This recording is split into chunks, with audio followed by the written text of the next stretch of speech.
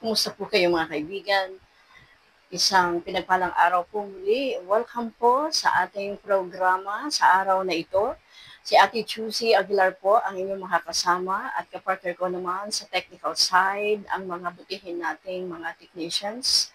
At ako po ay nagpapasalamat sa pagkakataon na tayo po ay magkasama-sama upang magdulot ng ilang mga words of encouragement at mga kasagutan sa ilan po sa mga katanungan na maaari pong naglalaro sa ating mga kaisipan concerning po sa mga nagaganap ngayon sa ating mga kapaligiran. Gusto ko pong dalhin sa inyo ang nakasulat sa Book of Matthew 24. Ano po yung mga prophecy? Ano po yung mga nakasulat ng mga magiging kaganapan sa darating na panahon? At ang sabi po sa Matthew 26 verse 6, "And you will hear of wars." Makakapakinig kayo ng mga digmaan and rumors of wars, mga alingaw-ngaw ng digmaan. "See that you are not troubled, for all these things must come to pass, but the end is not yet." Lahat ng bagay na itong mga gyera at mga digmaan ay mangyayari, pero hindi pa po ito ang katapusan, sabi dito. "For nation will rise against nation, and kingdom against kingdom.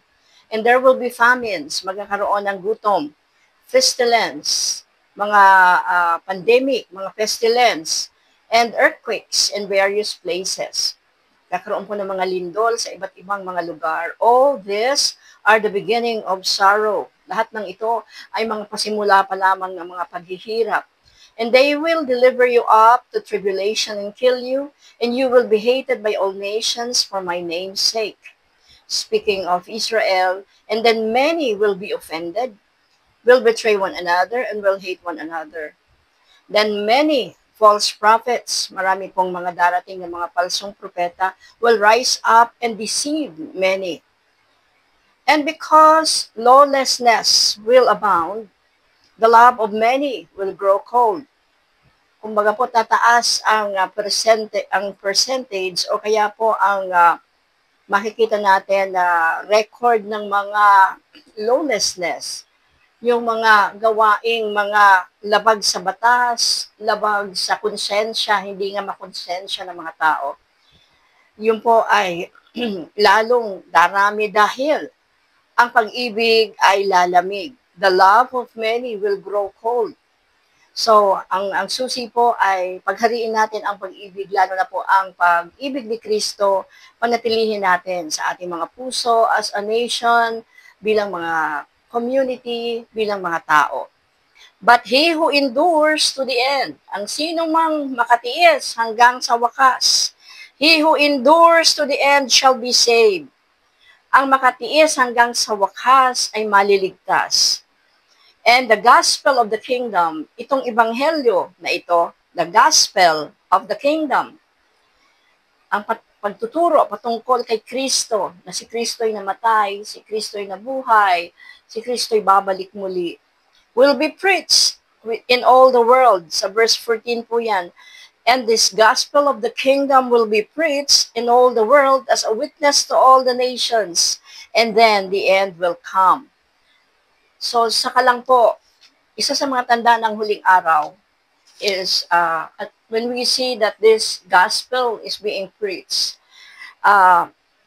sa iba't ibang mga tribo, ang ebanghelyo o ang gospel po ay naipipreach na. Marami pong mga nagmimisyon, maraming mga nangangaral, at maging sa social media, dahil po sa web, sa WW web, marami pong mga preachings na doon ay mapapakinggan. So it seems na imposible na hindi po makapakinig ng gospel unless that they don't really want to listen to. Pero magiging available po ang gospel kahit saan. So lalo na po sa mga pinakamahihirap na mga tribo sa Amazon, doon sa mga African nations, sa mga bamboo curtain kung tawagin, sa mga iron curtain, sa mga communist country, at sa mga mahihirap, sa mga bansa na bawal mangaral ng ebanghelyo, the gospel will be preached. Because one of the signs of the end times, sabi sa verse 14, and the gospel of this kingdom will be preached. So, hindi po tayo magtataka na itong gospel naririnig natin. Even right now, ikaw po, kaibigan, ay nakakapakinig ng gospel through this program. So, nagpapasalamat po tayo sa himpilang ito na kung saan po nakakapakinig tayo ng gospel because not everywhere that the gospel is being preached. Hindi sa lahat ng lugar, hindi po sa lahat ng radio station, hindi sa lahat ng TV program or mga vlog na naririnig natin. Dahil sabay-sabay din po yan. Habang tumutubo ang itinanim na good seed, ay may sabay din pong tutubo ng mga turns o kaya po sabay din pong may mga weeds para pong nagtanim ka ng palay, kailangan mahilamunan kasi mas marami pa minsan yung mga duot o mas marami pa po yung mga weeds. But nevertheless, sabi dito, the gospel of the kingdom will be preached in all the world as a witness to all the nations, and then the end will come. So we have an agenda, we have a mission, we have to pursue God's plan. The plan of God is for us to share the gospel. How can we share the gospel unless po na pinaniwalaan na natin ito? How can you be used by God kung hindi ka pa mismo nagsusurrender ng buhay mo sa Panginoon? So, para sa mga first-timer na makapakinig ng mga ganitong message, we have to receive Christ in our hearts. And if we have Jesus in our hearts, the Holy Spirit will fill us with His power and God can use us to our loved ones. Anyway, ang pangako ng Lord, if we believe, we will be saved, including all our household. All our household, buong sambahayan natin at mga mahal sa buhay natin ay maliligtas. So siguro tanong natin, paano ngayon itong mga giyera ngayon na mga nagaganap? Ang Israel po all through the years, simula pa man po nung unang mga history of man, ay lagi pong mayroong kaguluhan. Meron pong mga giyera. At sapagkat itong piniling bayan ng Diyos, kahit na po anong gawin natin, pinili po yan ng Diyos. And mahal na mahal, apple of the eye ng Diyos ang Israel as an expression of His miracle. That even a small country can be blessed and be a blessing to many nations because God said so. Sinabi ng Diyos na pagpapalain niya. Kahit na po ang mga Hudyo o ang Israel ay gustong i-annihilate o alisin sa mapa ng mapa ng mundo because the neighbors really hate Israel. But we can't do nothing about it because it has been prophesied already na kahit anuman pong mangyari pa ang mga giyera at kaguluhan, Israel wins. Israel will be, kakampihan pa po yun ng Diyos. Pagdating po ng Armageddon o pagdating po ng tinatawag na Gog and Magog. There are some terminologies in the Bible na kung hindi po natin ito binabasa at pinag-aaralan, pwedeng maging baguhan tayo dito. But this is not, hindi po ito tinatago sa iilan lang. This is open. If we read the Bible, we can read about sa mga nangyayaring mga ito na mga prophecy na nagaganap. Ang sabi nga po dito sa verse 32 and 34, assuredly now learn the parable of the fig tree. Parabola, ibig sabihin may meaning po yan, no? Istorya na mayroong meaning. It pertains to Israel. When its branch has already become tender and puts forth leaves, you know that summer is near. May mga kahoy po na may palatandaan na magsa-summer na. Like itong kahoy na, itong nandito sa may malapit namin. May kahoy dyan na pag malapit na pong mag-summer, ay aalis na yung mga dahon niya una, mahuhulog. And then mamaya makikita mo, ang ganda ng pagka-green, yung talisay. Ang ganda ng pagka-green. Napakasarap sa matang tingnan. Pero may season po siya na nalaglagas ang kanyang mga dahon. Ang parabolang ito, it pertains to the fig tree. ang fig tree po sa Israel ay nahuhulog din po. Wala pong mga preskong dahon, walang bagong tubo na may bud. Kung, sabi dito, when its branch has already become tender and puts forth leaves, you know that summer is near. Palatandaan daw kung malapit na ang summer sapagkat pag ang dahon nito ay malambot na at ibig sabihin, bagong sibol, no? You know that summer is near.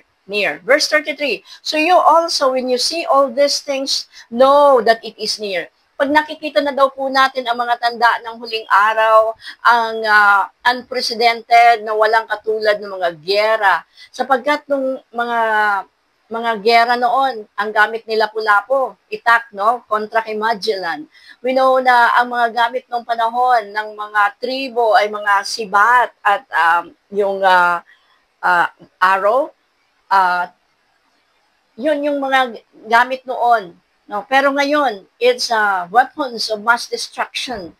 People have reached its level ng kapangyarihan, supersonic na mga missile, na kung saan ballistic missile, na kung saan po sobrang mga malalakas na can annihilate really a community. Kayang wasakin in an instant ang isang bansa na maliit katulad ng Israel. So sabi dito, when you see all these things, know that it is near. Malapit na itong tinatawag na end of the age. No? But no, sabi dito, assuredly I say that this generation, itong henerasyon na ito, will by no means pass away till these things take place. Ang henerasyong ito ay hindi magtatapos hanggang na mawawala ang henerasyon. Ang henerasyong ito will by no means pass away.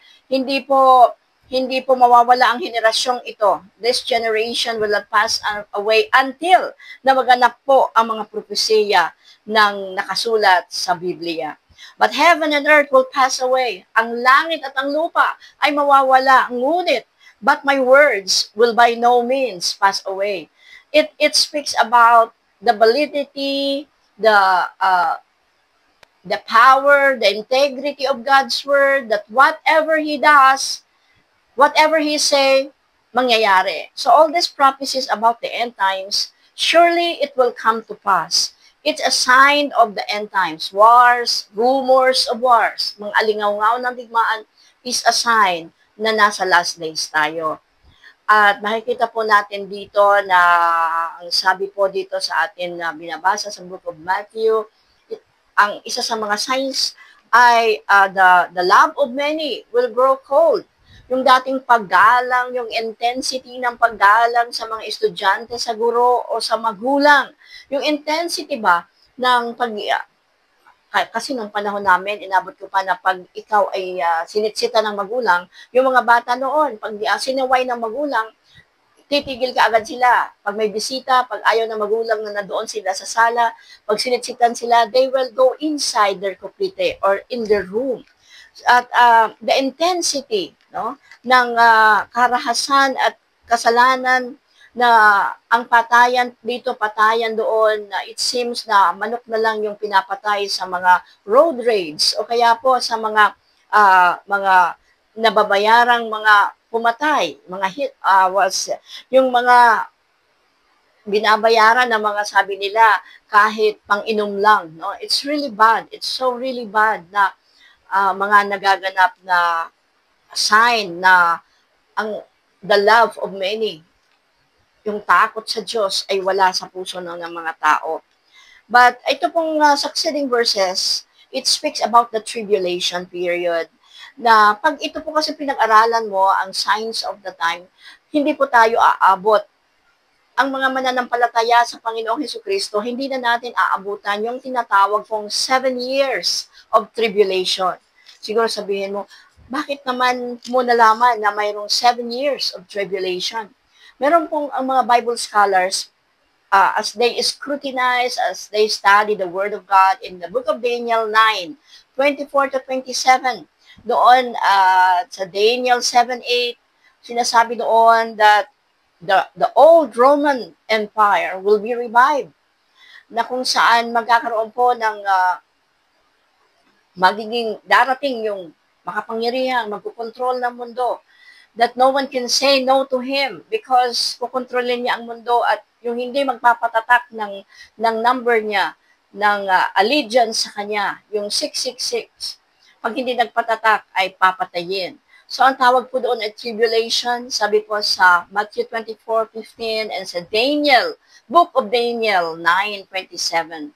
Doon po sa verse 26, mahahayag yung Antichrist. But we believe na hindi na po natin to aabutan. Believers of the Lord Jesus Christ ay hindi po natin aabutan yung tribulation.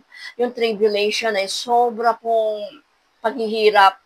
3.5 years, medyo mabait pa yung Antikristo. Medyo magdi-deceive pa lang siya. Even Israel will be deceived by the Antichrist because yung Israel will need somebody to help them, will need somebody to sa sobrang problema, sa sobra pong magkagipitan, no? And there will be an Antichrist that could rebuild, that could enter the temple, na marirebuild po ang templo sa Jerusalem at yung Antikristo ay mag-worship, papasok siya doon sa third temple, na kung saan yung third temple na yon ay dahil po sa advanced technology, pre-publicated, anytime, it could be, sinasabi po ng mga balita na ready na, everything is ready, yung mga offering, mga rituals nila, yung mga offering na gagawin nila sa third temple are ready. So ano pong ibig sabihin nito? Ang ibig sabihin po ay na mas nalalapit na ngayon yung second coming of Christ kaysa noong una nating narinig ang patungkol sa second coming of Christ. So, wala pong sinasabi sa Bible kung kailan yon. Because ang nagsasabi po ng date, no date setting dapat. Kasi pag mayroong nagsasabi ng date sa inyo na, ang end of the world, o darating si Kristo 2025, o 2012, o 2026, kulto po yun. Sapagkat sabi sa Bible, even the angels, they do not know when si Jesus babalik muli dito sa lupa. Na kung saan, kung paano siyang umakyat doon sa Mount Olivet, kung paano po siyang umakyat sa langit, ganun din po siya bababa. So, malinaw po sa Biblia na lahat po ng senaryo sa darating na panahon nakasulat na. Lahat po ng mga magaganap, yung tinatawag pong second coming of Christ, sabi po sa 1 Thessalonians 4:17, in the twinkling of an eye, no? Tayo pong mga nabubuhay pa ay dadagitin pupunta sa taas, no? God can, He knows how, alam ng Diyos. At akala natin sa mga pelikula lang or sa cartoons lang. But it can happen because the Word of God said in 1 Thessalonians 4:17. Okay, puntahan po natin yon. Okay, so 1 Thessalonians 4:17. Ang sabi po sa 1 Thessalonians 4:17, it says, verse 17, then, we who are alive, tayo na mga buhay pa, and remain, shall be caught up together with them in the clouds to meet the Lord in the air. Kasi sabi po sa naunang verse, yung mga namatay na ay mabubuhay ulit. Halimbawa, sabi dito, sa verse 15, verse 16, sabi dito, mabubuhay yung mga namatay na, pero mga sumampalataya o nakahisus o nakatawag sa kagurangnan. So wherever we are, sasakay tayo ng eroplano, sasakay tayo ng barko, anywhere we go, kahit nasa loob ka lang ng bahay, permi pong i-mention natin, tawagan natin, ang pangalan ng Panginoong Jesus, always trust in the Lord Jesus Christ. For those who call upon the name of the Lord will be saved. Ang sisay man ng mga kahisus. So, it's not for us to judge kung sino yon, but everyone that have received Jesus Christ as his Lord and Savior, he will be saved. Ang sino mang pangalan na nakasulat sa aklat ng buhay ay maliligtas. So, sabi dito sa 1 Thessalonians chapter 4, yung mga namatay na bubuhayan sila muli. So, halimbawa, nasunog sila, God can. He knows how. God is our creator, sa kanya yon, sinabi niya na mabubuhay ulit yung mga patay. And for this we say to you by the word of the Lord that we who are alive and remain until the coming of the Lord, who are asleep, until the coming of the Lord, and we who are alive and remain unto the coming of the Lord will by no means precede those who are asleep. For the Lord himself will descend from heaven with a shout, with the voice of the archangel, and with the trumpet of God, and the dead in Christ will rise first. So mauuna po, nasasalubong sa Panginoong Jesus ang mga namatay na believers. No? Then, we who are alive and remain will be caught up together with them in the clouds to meet the Lord in the air. And thus, we will always be together with the Lord. Therefore, comfort one another with this word. Mga estudyante natin, excited na bumalik sa school, bumalik na po sa, we pray for peace, no?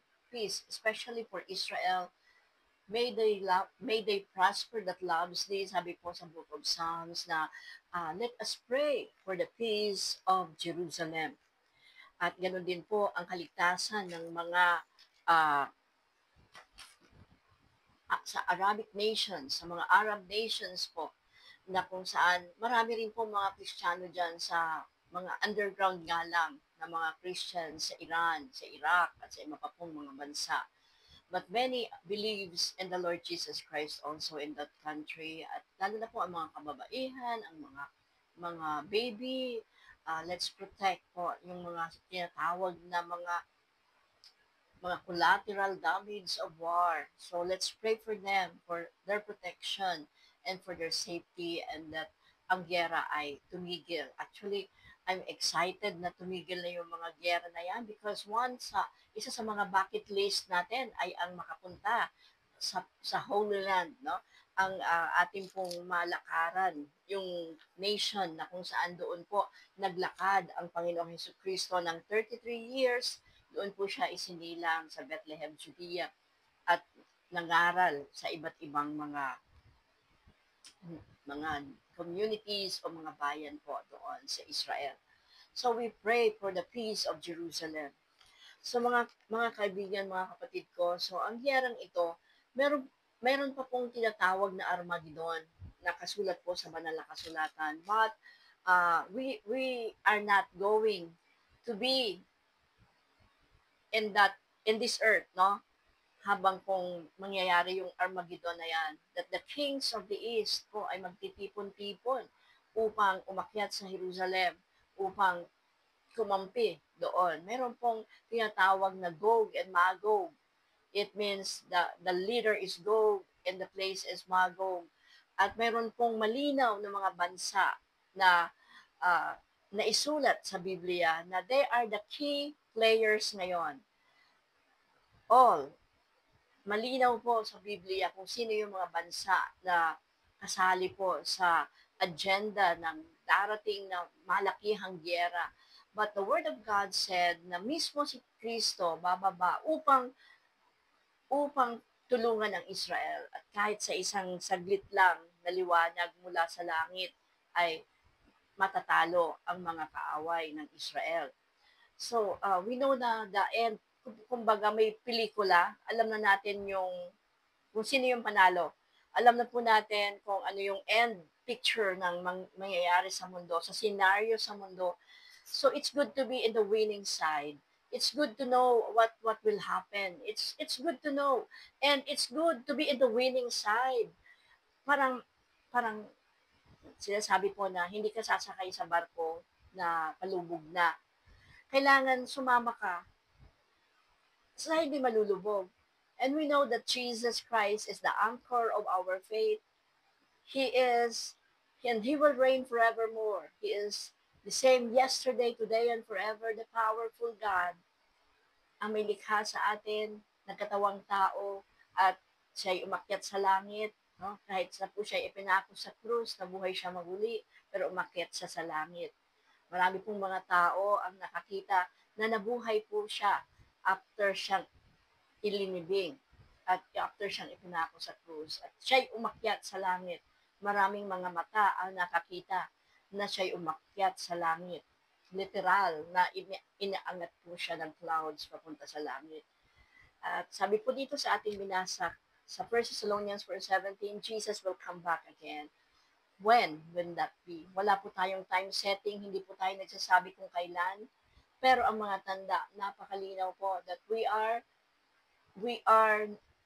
very near on those time. Sabi nga po doon sa binasa natin, kung nakikita na natin ang isang kahoy na lumalagas na, ibig sabihin malapit na yung panahon ng tag-init at sisibol na ang preskong mga ano nito, ang fig tree ganun po sa kanila. Yun po yung ginawa po ditong illustration.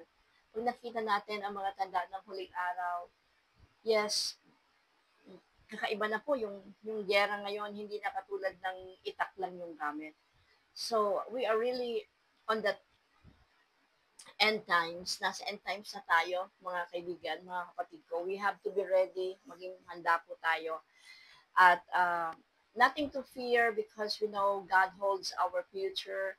Hindi tayo pababayaan ng Panginoon. Sabi ng Panginoon, let us cast all our cares, all our burdens, all our fears unto Him, for He cares for you. So ano po yung mga kinakatakutan natin sa mundo? Pwedeng hindi gera, pwedeng ang kinakatakutan yung gutom, o yung saan kukuha ng mga pambayad. Kay Judith, no? Paano pag nandyan si Judith? Yung due date, no, ng mga babayarin. But our God can sustain us. Continually trust upon the Lord. Continually, siya po yung winner. Ang Diyos ay winner po sa larong ito o sa senaryong ito sa mundo. Kanina, yung sabi po sa Book of Matthew 4:24-6, mga tanda ng huling araw. Pero these are the beginning of sorrows, but ang makatagal hanggang wakas ay maliligtas. Sa sunod pong pag-share ko po sa inyo, sa sunod po ang aking pong isi-share ay patungkol po sa timeline, yung pagsunod-sunod pong senaryo ng last days. Ngayon po, tinatapunan ko lang po kayo ng ilang idea of what's written in the Bible na mayroon pong magaganap na tinatawag na second coming of Christ. At ang mga tanda, ang isa sa mga tanda po ay yung gera, wars and rumors of wars. Wars and rumors of wars, pestilences, mga gutom. Siyempre po, mayroong gutom, kung may gera, hindi mabubuhay ang mga pananim, masusunog, pati po yung mga alagang hayop, lahat apektado. So, nag-hoard ng pagkain yung may mga pera, nagtatago na po ng mga pagkain. So, we have to be ready. Kailangan po mag-pray tayo.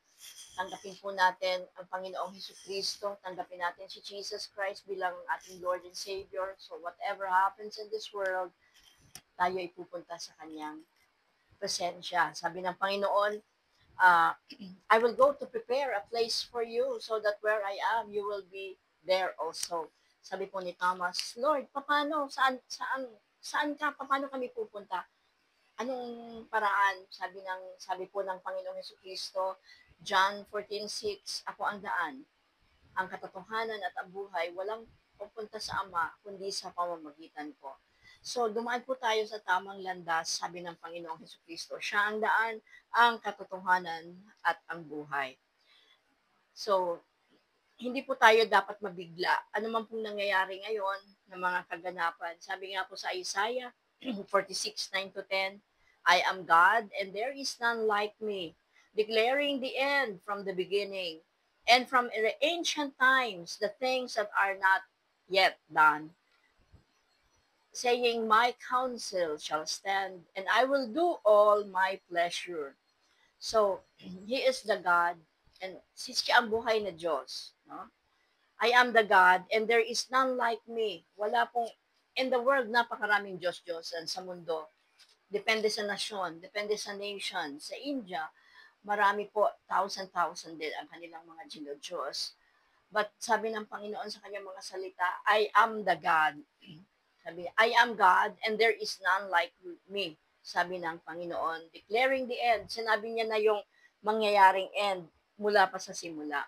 So in the end, we are victorious. In the end, hindi tayo dapat matakot. Sapagkat, sabi nga po sa 1 Thessalonians 15, thanks be to God who gives us the victory through our Lord Jesus Christ. So, in this life, we are victorious kahit na po nakikipagbaka tayo sa mga sakit, sa karamdaman, sa paghihirap, nakikipagbaka tayo sa araw-araw, sa bawat mga pinagdadaanan nating mga problema. So, kunti lang po yan. Kunti lang po yan kung ikukumpara sa mga dadaanan pa ng mundo. So, magpakalakas tayo. We have to be strong in the Lord and in the power of His might. Okay po? So, I'm inviting you po to pray with me. Pag hindi, sino man pong hindi pa tumanggap sa Panginoong Hesukristo bilang Diyos at tagapagligtas, this is your time, this is your day of salvation. You have to receive Jesus. In-offer ni Lord Jesus ang kanyang buhay para maging uh, kabayaran sa ating mga kasalanan simula pa kay Adan at Eva.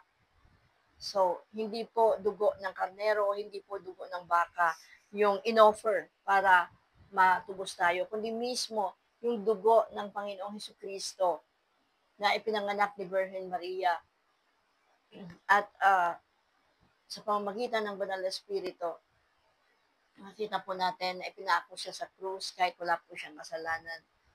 Siya po ay binatan niya, dinala niya. He carried all our sins and by the stripes of Jesus, we are healed. Natubos tayo ng ating mga kasalanan. But we have to receive, we have to confess it with our mouth. Ikumpisal po natin dapat. Kung nananampalataya tayo, kailangan lumabas sa bibig natin. We trust Jesus. We receive Jesus. No? Huwag po tayong magda-doubt sa Panginoon. Huwag po natin ipagpapalit ang Panginoon sa mga gloria ng mundong ito, yung mga pleasure sa mundong ito, the prestige of being po sa isang posisyon kung makapapalayo naman yung ating kalag o yung ating pong puso sa Panginoon. Huwag po natin ipagpapalit. No? Huwag natin ipagpapalit sa pleasure. Yung iba hindi makalapit sa Diyos because mayroon silang addiction. Addiction sa cellphone, addiction sa lust, or sa pornography, or addiction po sa drugs. Drugs is a witchcraft. It's a pharmakeia of drugs. Prohibited drugs. Once na nalure ang isang tao po sa drugs, it could separate you from your magandang kaisipan. It can separate you from your family. It can separate your heart from the Lord because ang mas pipiliin na ng tao ay yung drugs kaysa ang maglingkod sa Diyos. Kailangan wag na po nating subukan, wag na tayong tumikim sapagkat it is a kind of witchcraft. Yung witchcraft is powerful na para kang i-hypnotize niyan or kukunin ka niyan. So, but you need Jesus. Hindi mo kaya sa sarili mo lang. You need Jesus. Come, let's pray together. Pray this prayer po. A prayer of salvation. Panginoong Diyos, salamat po sa mensahe sa oras na ito.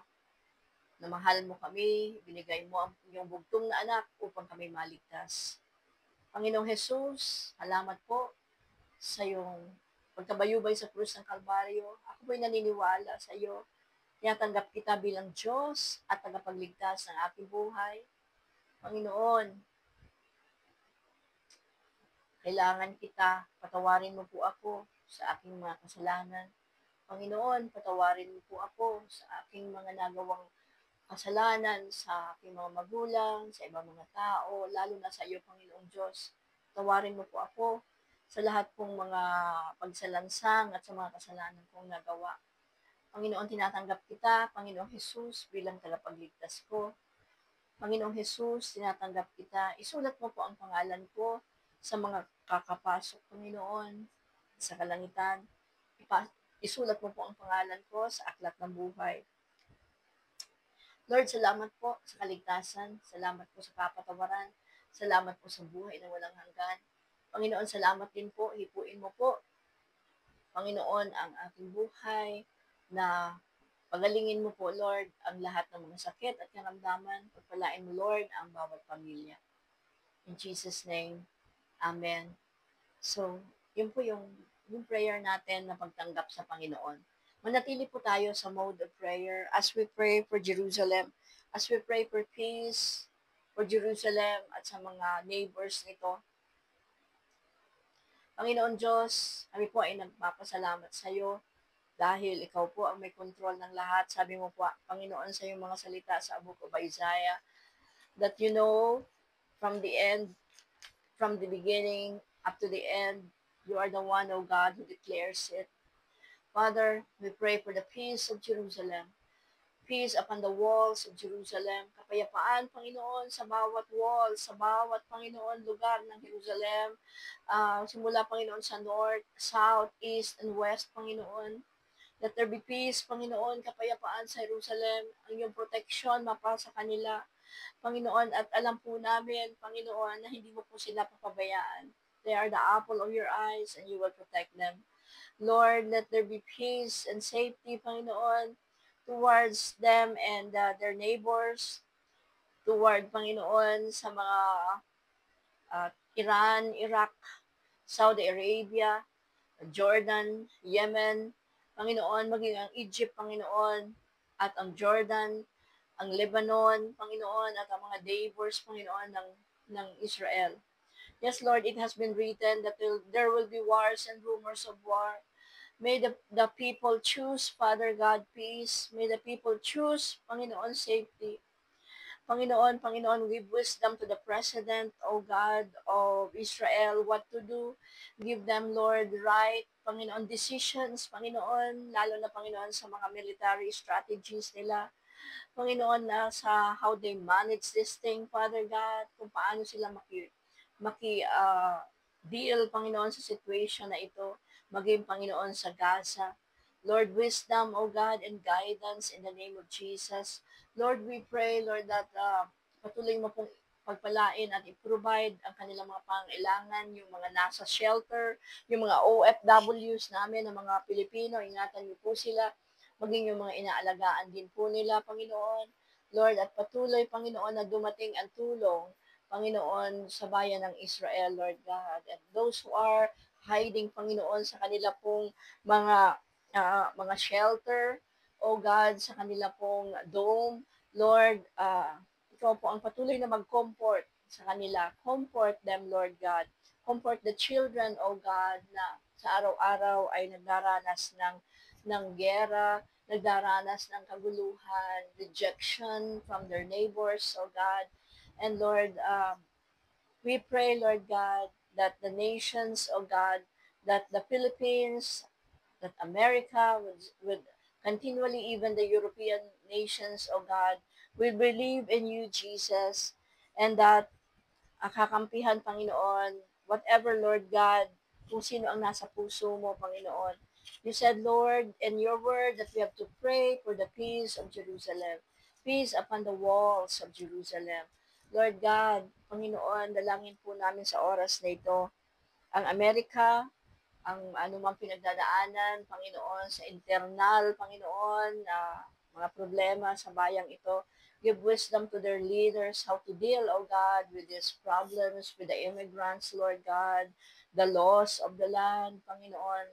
Let there be peace, O God, sa Amerika. Let them humble down themselves to you that hindi namin kaya ang anumang mga problema.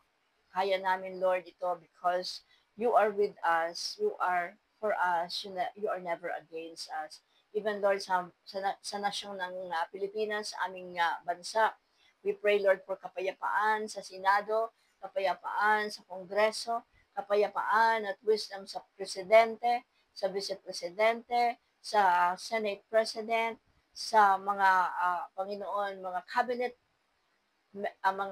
cabinet secretaries, Lord God, lahat, Panginoon, na mga humahawak ng sa justice system, Panginoon, sa military. Lord, take full control of this nation, the Philippines. At patuloy, Panginoon, hinihiling namin ang iyong paggabay, ang iyong patnubay sa aming bayan, ang iyong, Panginoon, uh, pag bibigay, Panginoon, ng understanding at right decision, lalo na sa mga gumagawa ng batas, na ang mga magawa nilang batas, Panginoon, ay yung para sa hustisya, para sa righteousness, Panginoon, at Panginoon, upang manihilate, maalis, Panginoon, ang mga karahasan, ang mga pandaraya, ang mga korupsyon, Panginoon. Lord, we pray, Lord God, for justice, peace, Panginoon, sa aming bayang Pilipinas. We pray for wisdom, Panginoon. Maging, Panginoon, sa mga humahawak ng Bangko Sentral, Panginoon, sa Governor of the Bangko Sentral, yung mga Monetary Board, yung Panginoon, humahawak, Panginoon, ng sa economy ng Pilipinas. Continually guide them, continually bless them, Lord God. Continually give them right discretion, right decisions, Panginoon, sa kanila, Panginoon, pamamalakad ng aming bayan. In the name of Jesus, Lord, that there will be unity, Panginoon, magkaroon ng unity sa Senado, Panginoon, let there be, na ang madesisyon na nila, Lord, yung mga tama, Panginoon, na mga batas, katulad sa Kongreso, Panginoon. Hindi po, wala pong nasusuhulan, kundi, Panginoon, what they know what is right, yun ang kanilang gagawin. Lord God, let there be wisdom, let there be peace, let there be righteousness, oh God, and their loyalty to the Constitution remains, oh God, stronger, Lord God. Their love for the country is stronger than their love for their own name from their titles and for their political parties, Lord God.